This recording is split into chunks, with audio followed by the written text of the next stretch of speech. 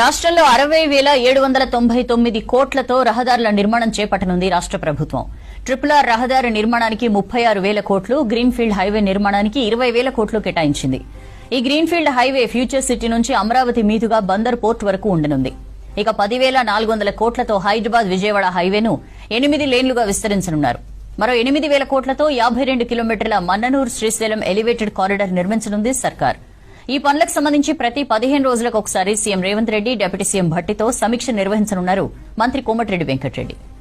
రాష్ట్ర చరిత్రలో ఇది కని విని ఎరుగని రికార్డు అన్నారు మంత్రి కోమటిరెడ్డి వెంకటరెడ్డి. ఈ రోడ్డు ప్రాజెక్టులకు సహకరించి గొప్ప కార్యక్రమానికి అనుమతులిచ్చి నిధుల మంజూరుకు ఆమోదం తెలిపిన CM Revanth Reddy, deputy CM Bhatti విక్రమార్కకు ధన్యవాదాలు తెలిపారు కోమటిరెడ్డి. మౌలిక సదుపాయాల కల్పనతో మల్టీనేషనల్ కార్పొరేషన్ సంస్థలకు తెలంగాణ కేంద్రంగా మారబోతోందన్నారు మంత్రి కోమటిరెడ్డి. లక్షల కోట్ల పెట్టుబడులు రాష్ట్రానికి రానున్నాయని, లక్షలాది మంది గ్రామీణ యువతకు ఉపాధి కలగనున్నట్లు చెప్పారు. రాష్ట్రంలో రహదారులు లేని గ్రామీణ ప్రాంతాల్లో కొత్త రోడ్ల నిర్మాణం చేపట్టనున్నట్లు తెలిపారు మంత్రి కోమటిరెడ్డి.